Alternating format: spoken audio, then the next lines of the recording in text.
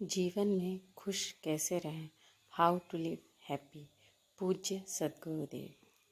अगर अभी मैं आपसे कहूं, या मैं नहीं, मान लेते हैं कि आपके कॉलेज के डीन आपसे कहते हैं कि कल से आप सभी को एक खास तरह के कपड़े पहनने होंगे, तो तुरंत ही कॉलेज में इसका विरोध होने लगेगा। इसके बाद अगर डीन कहें सारे लोग सुबह नाश्ते में केवल 4 इडली ही खा सकते हैं। अगर आपके डीन आपसे कहते हैं सबको सुबह 5 बजे सोकर उठना होगा, मान लेते हैं कि वो इस तरह के 10 नियम बना देते हैं, कुछ चीजें जो आपको करनी होंगी, तो आपको लगेगा कि वो आपको गुलाम बनाने की कोशिश कर रहे हैं और आप अपनी आजादी के लिए चीख पुकार मचाने लगेंगे, है ना? लेकिन जरा अपने आप को तो देखिए। अगर अभी कोई और ये तय करता है कि आपके आसपास क्या होना चाहिए, तो आप एक गुलाम की तरह महसूस करते हैं। लेकिन अभी कोई दूसरा ये तय कर रहा है कि आपके भीतर क्या होना चाहिए, क्या ये गुलामी नहीं है? कोई और ये तय कर सकता है कि आप खुश हैं या दुखी, क्या ये गुलामी नहीं है? कोई और ये तय कर सकता है कि आप एक सुखी इंसान बनेंगे या दुखी इंसान, क्या ये गुलामी नहीं है? आपके भीतर क्या हो रहा है, ये कोई दूसरा तय करता है। ये तो गुलामी का सबसे बुरा रूप है ना?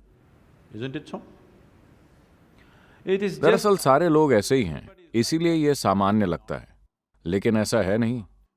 ये सामान्य नहीं है। सिर्फ इसीलिए क्योंकि सारे लोग ऐसे ही हैं, ये बात सामान्य नहीं हो जाती। आपके आसपास का जीवन 100% वैसा नहीं होगा, वैसा कभी भी नहीं होगा जैसा आप चाहते हैं, और ऐसा होना भी नहीं चाहिए, क्योंकि अगर सब कुछ आपके ही तरीके से होने लगे तो मैं कहां जाऊंगा? मुझे खुशी है कि सब कुछ आपके अनुसार नहीं हो रहा है। आप अब भी स्टूडेंट हैं? अभी जब आप एक स्टूडेंट हैं तो मेरे ख्याल से इस समय 60-70% आपकी मर्जी के अनुसार हो रहा है। जब आपकी शादी हो जाएगी तो यह प्रतिशत बिल्कुल उलट हो जाएगा।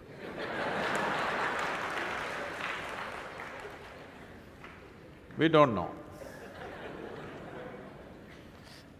हमें पता नहीं कि ये किस दिशा में जाएगा।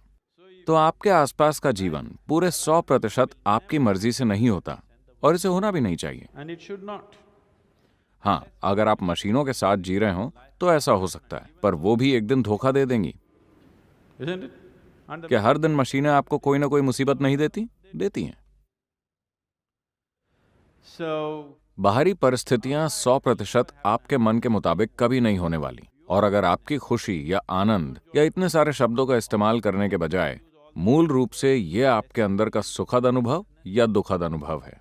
सुखद अवस्था के हमारे पास कई नाम हैं, हम इसे शांति, खुशी, आनंद, परमानंद कहते हैं। दुखद अवस्था के हमारे पास कई नाम हैं, तनाव, डर, घबराहट और बाकी चीजें।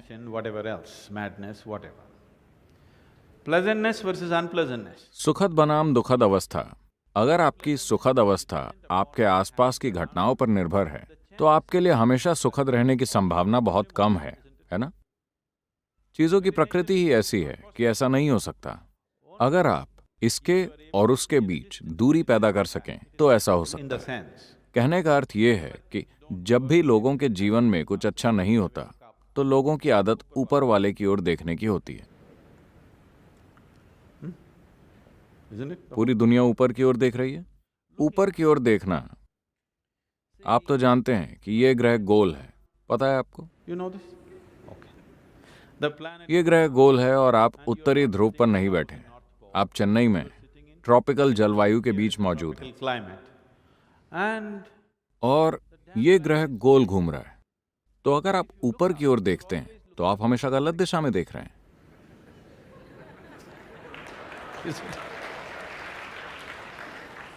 आप हमेशा गलत दिशा में ही देख रहे हैं, है ना? हो सकता है कि किसी ग्रीनविच मीन टाइम या 0 आवर के दौरान जब आपने ऊपर की ओर देखा तो शायद निशाना ठीक स्वर्ग की ओर लगेगा, बाकी समय तो आप गलत दिशा में ही देख रहे हैं।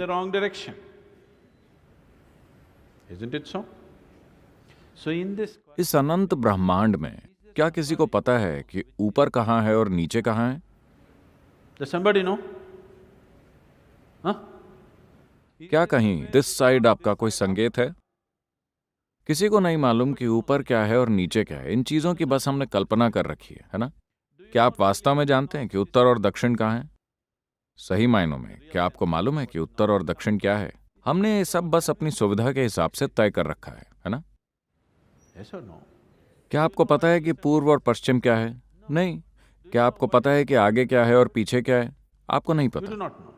इनमें से आपको कुछ भी नहीं पता। आप केवल एक ही बात निश्चित तौर पर जान सकते हैं, बाहर क्या है और You know भीतर क्या what है। is outward, what is inward. ये एक बात आपको पक्की पता है, ये भीतर है, ये बाहर है। केवल यही बात आप अधिकार के साथ जानते हैं। बाहर की ओर क्या है, भीतर की ओर क्या है, आप बस यही जानते हैं। अगर किसी दिन आप प्रबुद्ध या एनलाइटेंड हो गए तो ये ज्ञान भी चला जाएगा। Yes. That's what happened to me. मेरे साथ यही तो हुआ है।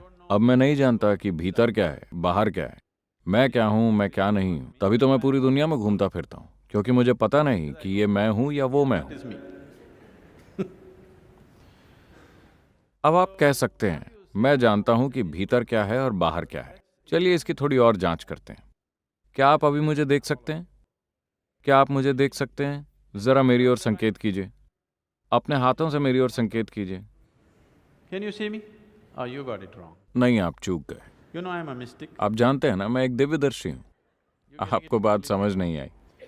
Now, अब मुझ पर यह प्रकाश पड़ रहा है, ये रिफ्लेक्ट होकर आपके लेंस में जाकर रेटिना पर उल्टा चित्र बना रहा है। आपको ऐसा पता है ना? अभी आप मुझे कहाँ देख रहे हैं? अपने भीतर। within yourself, आप मुझे कहाँ सुन रहे हैं? अपने भीतर। within yourself, आपने सारे संसार को कहाँ देखा है? अपने भीतर। within yourself. क्या आपने खुद के बाहर कभी भी किसी चीज का अनुभव किया है? Everything that ever आपके happened, साथ जो कुछ भी हुआ है, अंधेरा और उजाला आपके भीतर हुए हैं, दुख और सुख आपके भीतर हुए हैं, आनंद और पीड़ा आपके भीतर हुए हैं। क्या आपने कभी भी अपने बाहर किसी चीज को महसूस किया है? no. नहीं। So what I'm, तो मैं आपसे पूछ रहा हूं, जो कुछ आपके भीतर हो रहा है, ये किसे तय करना चाहिए कि वो कैसा हो? what, जो कुछ आपके भीतर हो रहा who है, should ये determine? किसे तय करना चाहिए कि वो कैसा हो? किसी और को? Somebody else? निश्चित रूप से आपको ही तय करना चाहिए कि आपके भीतर क्या हो रहा है ना? तो अगर आप खुद तय करेंगे कि आपके भीतर क्या घटे, तो आपके पूरे जीवन का अनुभव आपके अनुसार तय होगा।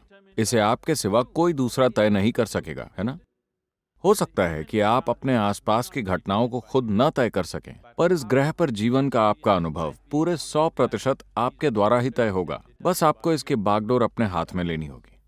अगर आपने इसे ढीला छोड़ दिया तो कोई दूसरा तय करने लगेगा। वो भी जानबूझकर ऐसा नहीं करेंगे, वो अनजाने में ऐसा करेंगे, क्योंकि वो भी आपकी तरह ही बेहोशी में जी रहे हैं।